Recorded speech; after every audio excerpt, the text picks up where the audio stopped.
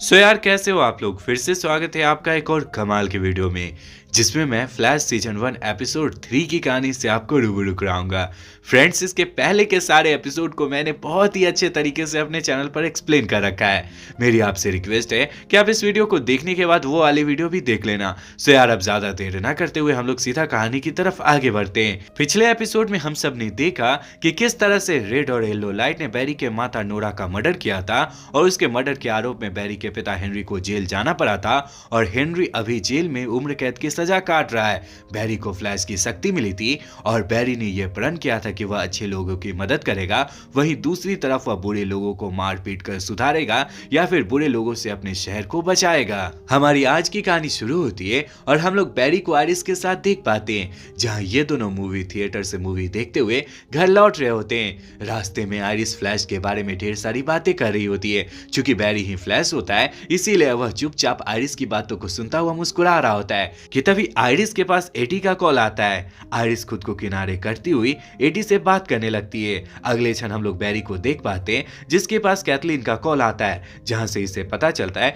कि शहर में एक चोर बहुत सारे गन को लेकर पुलिस से खुद को बचाता हुआ भाग रहा है। पुलिस लाख चाहने के बाद भी उसे नहीं पकड़ पा रही है। इस बात को सुनने के बाद बैरी दौड़ता हुआ सिस्को और कैथलीन के इंस्ट्रक्शन को फॉलो करता हुआ चोर के पास पहुंचता है और पुलिस की मदद करता हुआ चोर को पुलिस के हत्थे चढ़ाकर आयरिस के पास पहुंचता है। वहीं दूसरी तरफ जब आयरिस एडी से बात करने के बाद वापस लौटती है तो इसे जरा सा भी अंदेशा नहीं लग पाता कि अभी बैरी कौन सा कांड मचाने गया था। आगे हमारी नजर एक गैंगस्टर फैमिली पर पड़ती है जो आपस में बैठकर मीटिंग कर रहे होते हैं कि तभी इनके पास एक गंजा इंसान आता है जो खुद को ग्रीन गैस में कन्वर्ट करता हुआ इन सारे लोगों के पास पहुंचता है और इन सारे लोगों का दम घोटकर इन्हें मार डालता है। वेल गाइस, ये ग्रीन गैस वाला इंसान कौन था और इसने इन सारे लोगों को क्यों मारा था, यही तो इस एपिसोड की मिस्ट्री है जो आगे चलकर अपने आप आपको पता चल जाएगा। आगे हमारी नजर बैरी पर पड़ती है जिसके पास जोए आता है। यहाँ पर इन दोनों की बातों से हमें पता चलता है कि जोए जल्द ही नोरा और हेनरी के केस को रीओपन करने वाला है और केस लड़कर हेनरी को जेल से बाहर निकालने वाला है।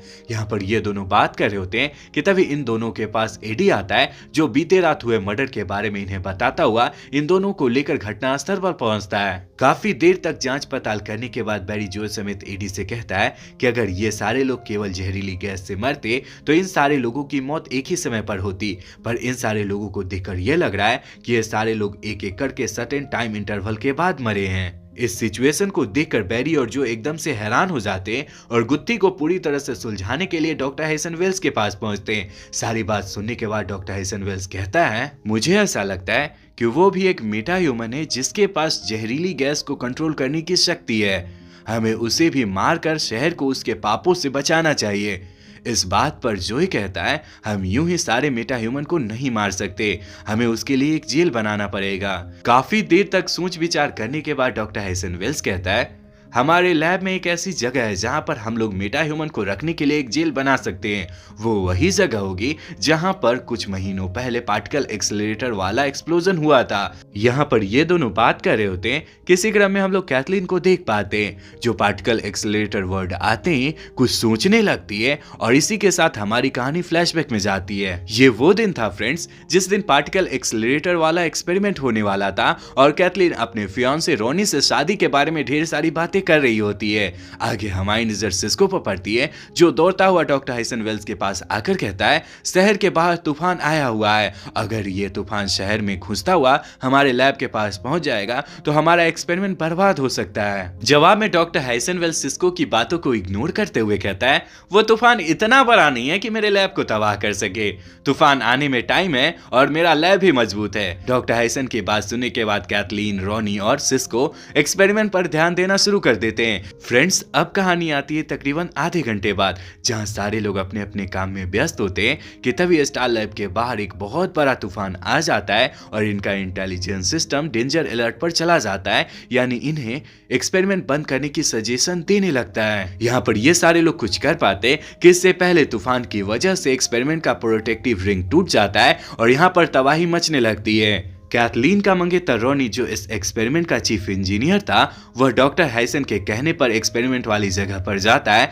और प्रोटेक्टिव रिंग को ठीक करने की कोशिश करता है कि तभी यहाँ पर एक जोरदार का धमाका हो जाता है और इसी धमाके में रॉनी की मृत्यु हो जाती है। और फ्रेंड्स, हमारी कहानी इसी के साथ फ्लैशबैक से वापस आती है।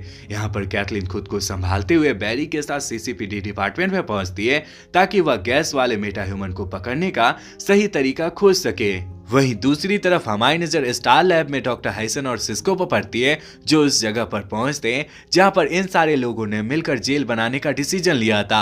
आगे ये लोग कुछ वर्कर की हेल्प से यहां पर मेटा ह्यूमन के लिए जेल बनवाना शुरू करते हैं। इसी क्रम में हम लोग जोई को उसके घर पर देख पाते हैं, जो एडी के इंटरव्यू वाली उस पुरानी वीडियो को देख रहा होता है जिस समय उसे पुलिस ने पकड़ा था। कि तभी इसके दरवाजे पर एडी आ जाता है और आयरिस दरवाजा खोलती है। अपने सामने जोई को देखकर एडी बहाना बनाते हुए जोई को ऑफिस में चलने को कहता है। जब जोई दरवाजे से बाहर चला जाता है तब एडी आयरिस से कहता है, हम दोनों के रिलेशनशिप के बारे में तुम्हारे पिता को बता देना चाहिए, अगर उन्हें अचानक से पता चलेगा तो शायद बुरा लगेगा। जवाब में आयरिस एडी को साफ साफ मना करते हुए जोई के साथ सीसीपीटी जाने को कहती है। आगे हमारी नजर इस फीमेल जज पर पड़ती है, जो मॉल से सामान लेते हुए अपने घर की तरफ जा रही होती है। यह जैसे ही लिफ्ट में पहुंचती है तभी इसे फॉलो करता हुआ यह टकला आ जाता है और खुद को ग्रीन गैस में कन्वर्ट करता हुआ इसका दम घोटकर इसे यहीं मार डालता है। जल्द ही इस औरत के मरने की खबर सिटी मॉल समेत सीसीपीडी डिपार्टमेंट को हो जाती है, जिसके बाद बैरी फ्लैश बनता हुआ सिटी मॉल में पहुंचता है और इधर उधर काफी देर तक भागा दौड़ी करने के बाद आखिरकार इस टकले को पकड़ लेता है। फ्लैश इस टकले को थूड़ने कुचने और पकड़ने की कोशिश करता है। चूंकि इस टकले के पास खुद को जहरीली गैस में कन्वर्ट करने की शक्ति थी, इसीलिए लाख चाहने के बाद भी फ्लैश इसका कुछ नहीं बिगाड़ पाता। आखिरकार ये टकला खुद को जहरीली गैस में कन्वर्ट करता हुआ बैरी के सीने में घुसता है और फिर यहाँ पर अपना ढेर सारा पार्टिकल छोड़ते हुए बैरी के सीने से बाहर निकल जाता है, जिस वजह से बैरी यानी फ्लैश की तबीयत खराब होने लगती है और बैरी किसी तरह से खुद को संभालता हुआ स्टार लैब में पहुंचता है, जहां पर काफी देर तक ट्रीटमेंट करने के बाद सिस्को और कैथलीन इसके सीने से जहरीली गैस को बाहर निकालते हैं और कुछ इस तरह से बैरी की जान बच पाती है। आगे हमारी नजर आयरिस पर पड़ती है, जो एडी से मिलने के लिए सीसीपीटी में उस समय में पहुंचती है जिस समय में इसका पिता ड्यूटी पर नहीं होता है। यहाँ पर आयरिस एडी से काफी देर तक बातें करती है और अपने रूखे बिहेवियर के लिए इसे सॉरी बोलते हुए इसे किस करती है। बताओ यार, लड़कियां बस किस करके मामला रफा दफा कर देती है और हम लड़कों को ढेर सारा गिफ्ट देना पड़ता है, पर हम लोग कर ही क्या सकते हैं। जल्दी से वापस आते हैं कहानी की तरफ। बेहोशी से जागने के बाद जब सिस्को बैरी के सीने में मिले हुए जहर की तहकीकात कर रहा होता है तभी से पता चलता है बैरी को जिस गैस से मारने की कोशिश करी गई है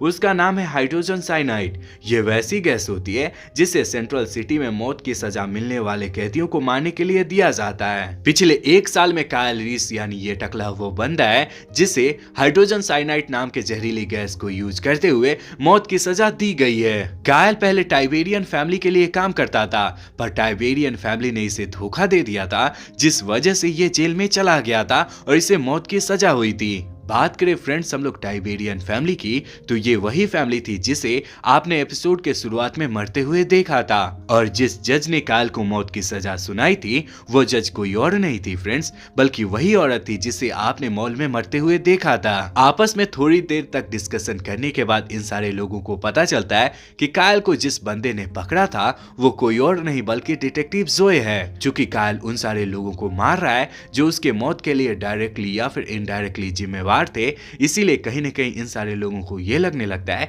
कि कायल जोय को भी मारेगा।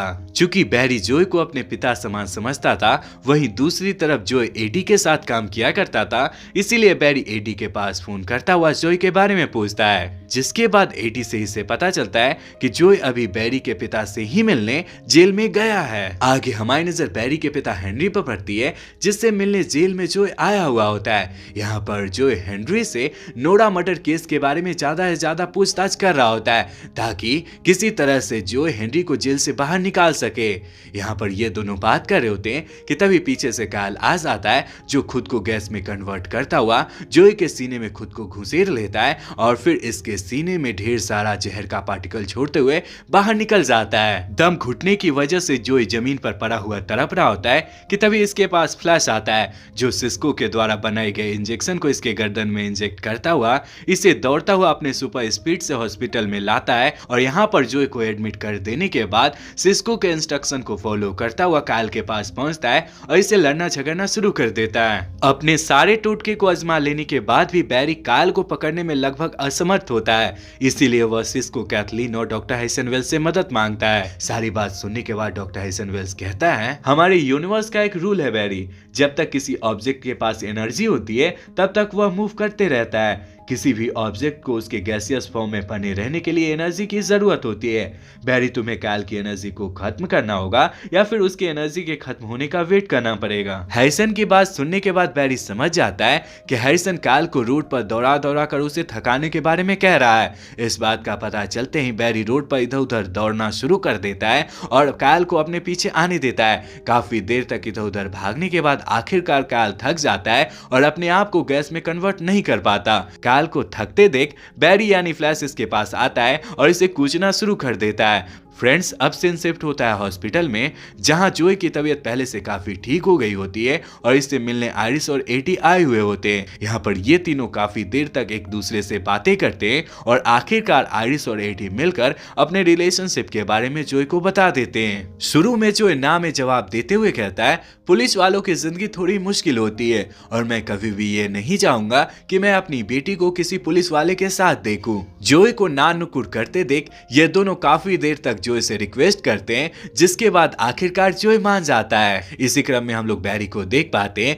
जो अपने पिता से मिलने जेल में पहुंचता है और इनसे कहता है, जोए आपके केस को रीओपन कर रहे हैं, मुझे ऐसा लगता है कि मैं आपको इस बार जेल से बाहर जरूर निकाल पाऊंगा। इसी क्रम में हम लोग डॉक्टर हाइसन के साथ सिस्को और कैथलीन को देख पाते हैं जो अपने द्वारा मेटा ह्यूमन के लिए बनाई गई जेल में कायल को लेकर बंद कर देते हैं। इस एपिसोड के लास्ट सीन में हम लोग डॉक्टर हाइसन वेल्स को उस समय में देख पाते हैं जब स्टार लैब में बहुत बड़ा धमाका हुआ था। डॉक्टर हाइसन वेल्स अपने सीक्रेट वॉल्ट रूम में जाता है और यहाँ पर एक क्लिप देखने लगता है। ये उस मूवमेंट की क्लिप होती है फ्रेंड्स, जिसमें स्टार लैब में बहुत बड़ा धमाका हुआ था और उससे निकलने वाली बिजली बैरी पर गिरी थी, जिस वजह से बैरी फ्लैश बना था। इस क्लिप को देखने के बाद डॉक्टर हाइसन वेल्स कहता है, बैरी मैं तुम्हारा स्वागत कर रहा हूँ, तुम यहाँ जरूर आओगे। इस पास्ट वाले क्लिप को देखकर हम लोग समझ जाते हैं कि डॉक्टर हाइसन वेल्स को ये बात पता थी कि स्टार लैब में धमाका होने वाला है और उसकी बिजली बैरी पर गिरने वाली है, जिस वजह से बैरी आगे चल के फ्लैश बनने वाला है। डॉक्टर हाइसन वेल्स की मंशा क्या है फ्रेंड्स,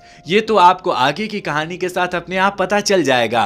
वेल गाइस, अगर आप आगे की कहानी को देखना चाहते हो तो कमेंट में नेक्स्ट टाइप कर देना, मैं अगले दिन इसके अगले एपिसोड को लाऊंगा। सो यार, अगर आपको ये वीडियो अच्छा लगा है तो इस वीडियो को लाइक करके हमारे चैनल को ऑल बेल नोटिफिकेशन के साथ सब्सक्राइब कर लेना, ताकि आपको वीडियोस की नोटिफिकेशन मिलती रहे और मुझे आपका सपोर्ट। सो गाइस, वीडियो यहीं तक था, पूरा देखने के लिए ढेर सारा धन्यवाद।